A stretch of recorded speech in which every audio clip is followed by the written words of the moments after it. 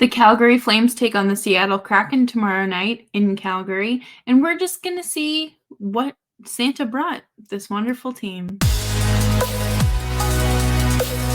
You're Locked On Flames, your daily podcast on the Calgary Flames. Part of the Locked On Podcast Network, your team every day.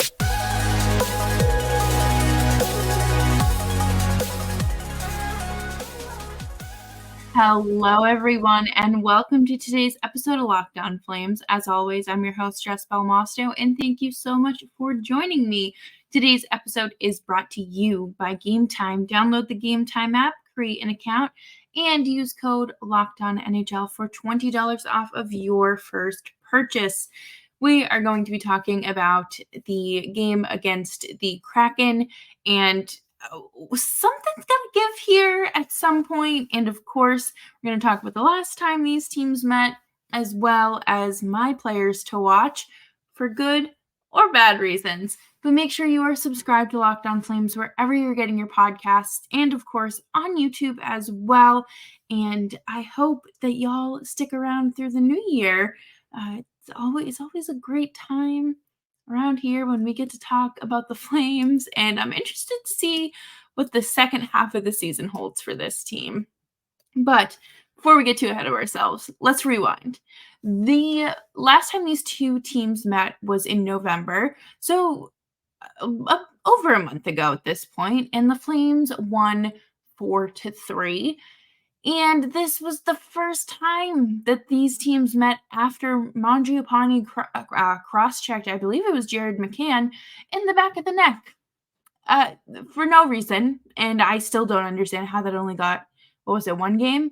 Should have been upwards of 5. But again, Department of Player Safety does not exactly have a good reputation for whatever that's worth. I do feel like this is a situation where there's going to be that residual tension.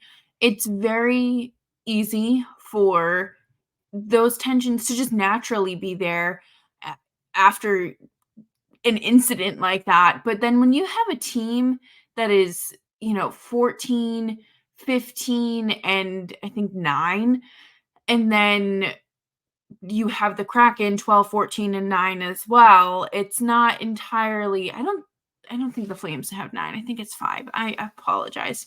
But you have these two teams that are kind of like, respectfully, this is almost a mid-off in the Pacific Division, because Flames are in 5th and the Kraken are in 4th. A lot of people thought that the Kraken were going to be so much better than they were. And I'm just going to say that I think the loss of Ryan Donato was significant for them. Ryan Donato is not necessarily having himself a great season in Chicago, but that doesn't mean that's what would have happened in Seattle. I think that he really found a place in Seattle, and I truthfully thought that they were going to keep him around and eventually name him captain. But one of the things for Seattle to watch out for is their defensive breakdowns. It is very similar to the Flames in terms of them just kind of falling apart, and you can watch it just crumble. And I'm very interested to see how that works against the Flames, because the Flames have finally found a way to get through the neutral zone without passing it 52 times before they make it through the neutral zone. And I'm not entirely sure about their goaltending situation either. It looks like Joey Daccord has kind of come in and taken over. I think that this is going to be a game that you can skip if you aren't necessarily interested in watching two middle-of-the-road teams compete on a Wednesday night in the middle or the end of December. This isn't one that strikes me as, okay, this is a test. This is a truly competitive team that, can the Flames hang with these guys? And, they're going to walk all over them because it's like Columbus or Chicago. No, because you don't know what you're going to get with the Flames, and that's why I think this is one you can skip, because while they're Pacific Division rivals, this doesn't necessarily feel like a must-watch game, and I fear that we're going to have more of those as we trail into the latter half of the season. I don't know if this team is going to stay in the race. I don't really even think they're in it at this point. I mean, last time I checked, they were 3 teams out of the wild card, and that's not great. But what is good is the Kraken. In terms of Vince Dunn, he has been leading the team with 28 points, and Jared Maccan has 14 goals. We don't know what the lines are going to be for tomorrow, or what, kind of who's in, who's out, because they don't have to report back to team facilities until Wednesday. And it's, I'm not overly confident. I'm not overly worried. You have to just kind of ride this wave of the Flames. There's always going to be games like this in the season, regardless of how competitive your team is or how out of it your team is. And naturally, the Flames are just right there in the middle. And until they sort themselves out, we don't know. We don't know. And I talked a lot about that on Monday's episode with JJ from the Win Column, because there is no direction. What is the vision? And we talk about that all the time with the Flames, because it doesn't feel like this roster is capable of being a true contender, and it doesn't feel like they're willing to remove some of those Jenga blocks. It doesn't have to fall completely, but to kind of restack things and reshape things. So it's an interesting situation in Calgary, and we're going to obviously keep a close eye on that throughout the rest of the season. And coming up next, we are going to talk about the Flames and what their last 5 games or so have looked like, and who's performing, who's not, and something's got to give. And we'll be talking about that right after the break. But before we do that, I am going to talk to you about one of my favorite apps, and that, of course, would be FanDuel. Get in on all the action at FanDuel.com/locked on. Right now, new customers get $150 in bonus bets with any winning $5 money line bet. That's $150 if your team wins. If you've been thinking about joining FanDuel, there's no better time to get in on the action.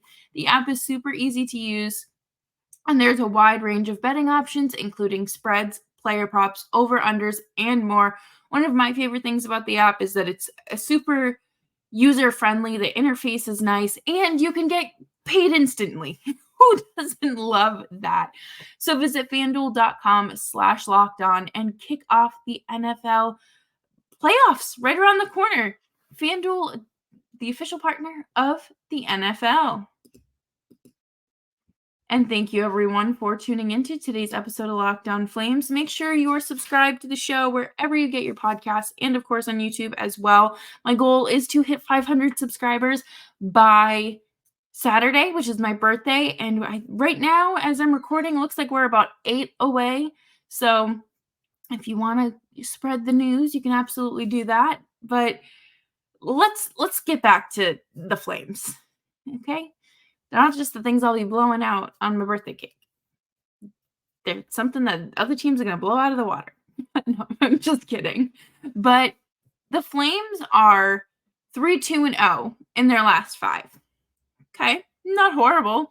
It's a winning record technically. And that's all well and good, but they need to do more. And I don't think they know how.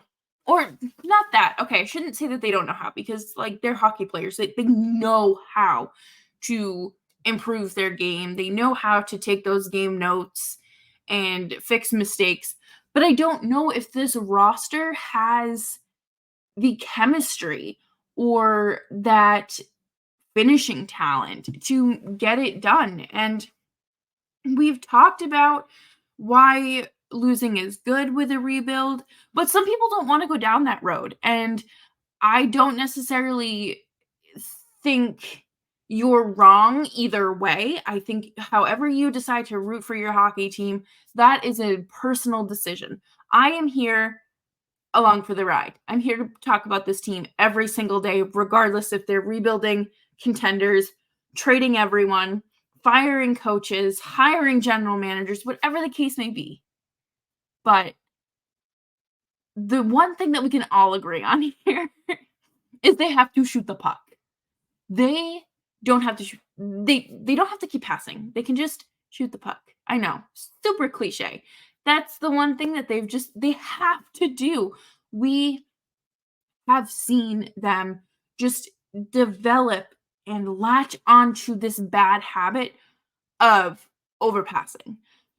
Huberdeau, how many times have we seen him have a nice, clean shot, like wide open net, and he still decides to pass?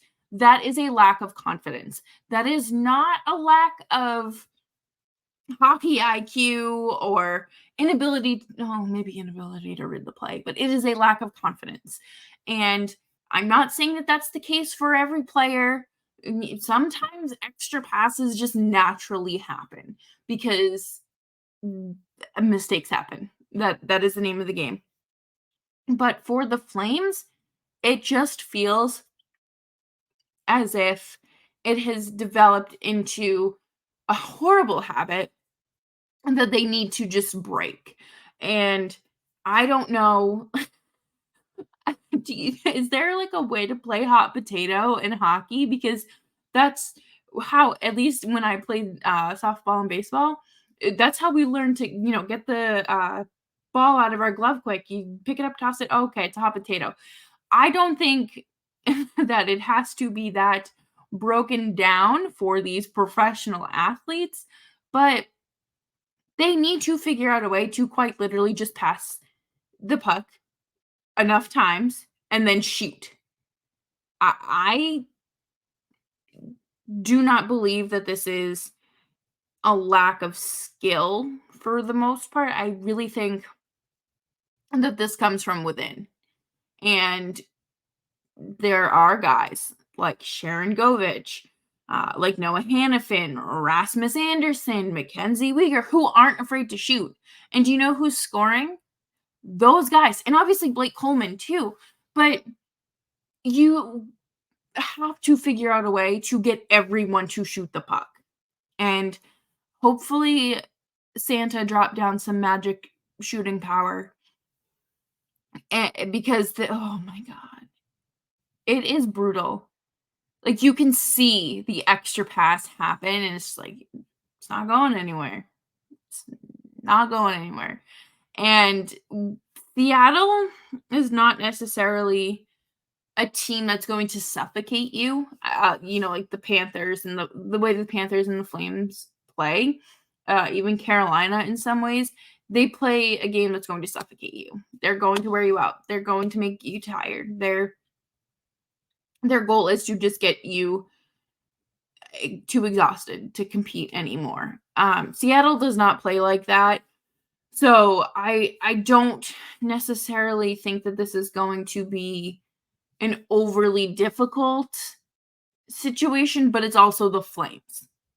So it's not just them. I think a lot of situations can kind of turn into a mountain when it really just needs to be a molehill. If the puck is on your stick, do not hesitate. Shoot it. Clear lane, shoot it. Even if it's not, shoot it. Could deflect. How many goals went off of Chris Tanev last year? Because players were just shooting. Enough for me to remember it a year later. And we can sit here and discuss ad nauseum about how Jonathan Huberdeau is underperforming and how this needs to happen and that needs to happen, but it's not just him. It isn't just him underperforming. And we're going to talk more about Mangiapane, who I think falls into that category, unfortunately, here when we wrap up the show. But with Seattle being just kind of middle of the pack, especially with their special teams, you have to take advantage and shoot the puck on the power play. Like, their power play is so frustrating because it truly is just them pass, pass, pass. Hold on for a second, wait for a lane to clear, pass. There's generally no shooting from, the dots.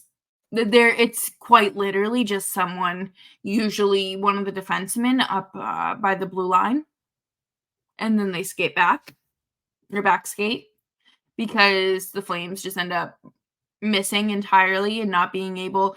They don't have a good net front presence really right now on the power play, and I mean they might, but the puck doesn't get anywhere near it for us to truly determine if this is what they need to be doing. And we're going to talk a little bit later in the week about Mark Savard and his approach to the power play and the underperforming of the power play. So we will dive into that a little bit later, I believe on Wednesday. But you can't not shoot the puck.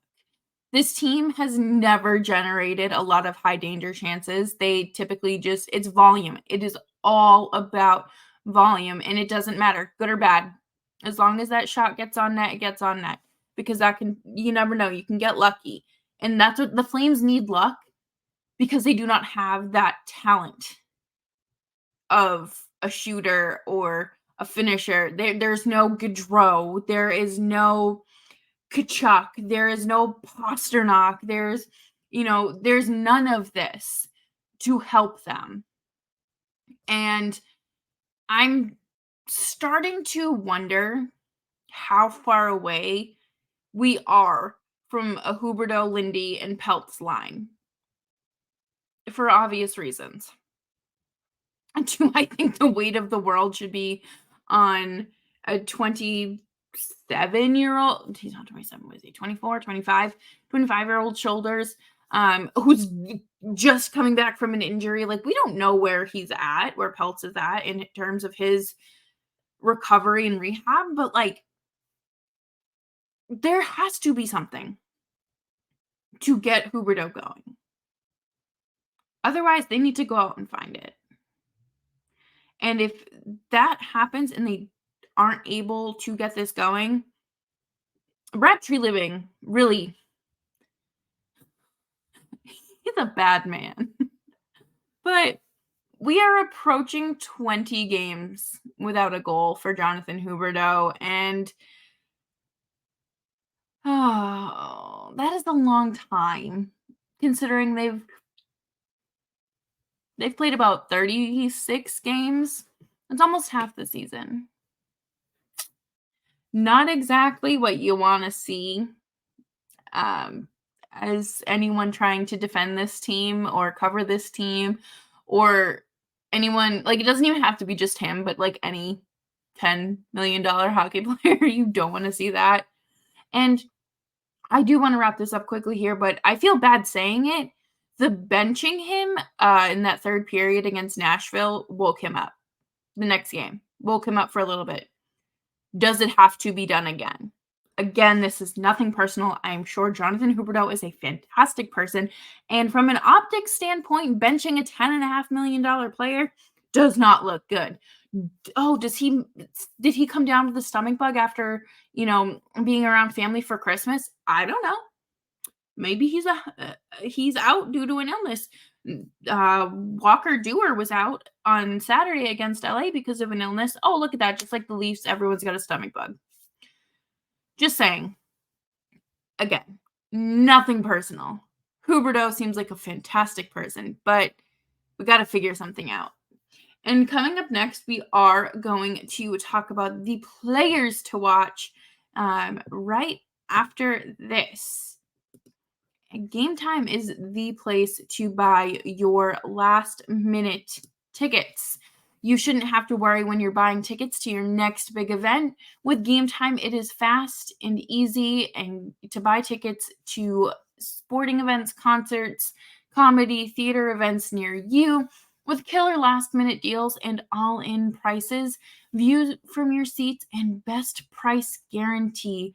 Game Time takes the guesswork out of buying tickets.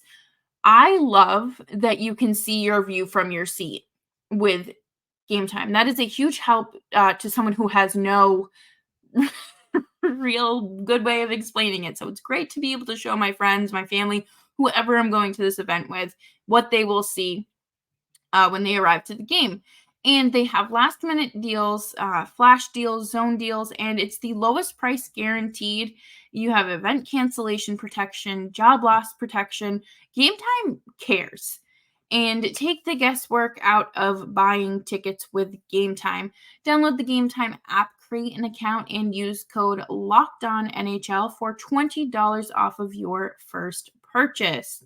Terms apply. Again, create an account and redeem code LOCKEDONNHL for $20 off. Download Game Time today. Last minute tickets, lowest price guaranteed. Thank you, everyone, for tuning into today's episode of Locked On Flames. Make sure you're subscribed to the show and, of course, following me on X at Jess Belmosto. One thing that I've noticed is Mangiapane not playing well. He had a down season last year. Can't fault him for that. He was playing on a mangled shoulder that, you're not going to see a good performance out of when your shoulder is hanging on like a piece of floss. You're not going to get the results you think you are. But he has been seeing less time on ice. In his last 3 games, he has 13 minutes, 11 minutes, and then the game against the Kings, he had 10 minutes and 10 seconds. Whoa! His average time on ice last season was about 16 minutes, and he's still seeing like 15 and a half right now through the season. But if he continues to only get, 10, 11, 12 minutes a night, that's not going to help him. He needs to be up in that higher echelon, playing more minutes. And that's where his game should be, considering he's making just about $6 million.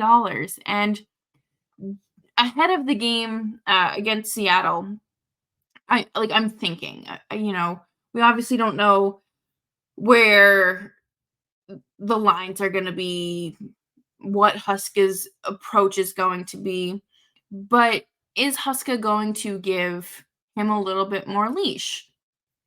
I don't know. I don't particularly think so, but I really think he's going to make Mangiapane work. He is going to make him work to get back on that, top 6, middle 6 level, because he hasn't really had to overcome a slump like this before. I think that, like I said, last season, I don't truly count because of how injured he was. Is he injured now and we just don't know? I don't know. But there's a difference in his play, I would say, from when he was injured to now, and I'm not seeing it. Mangiapane just hasn't been challenged like this. He's been like made to work to, earn his spot and stay in the NHL. He has not been made to work and claw his way out of the trenches in some time. And that changes you. You're having to prove yourself, while the guy that was claimed off waivers that had 5 goals in 61 games last year is up in your spot. That doesn't typically sit well with people, I would say, especially those of competitive nature. I want to see him perform more, and I'm interested to see how he does against a team that probably wants his head on a stake. So hopefully he reins it in and isn't out of control doing his best Tom Wilson impression, but we'll see.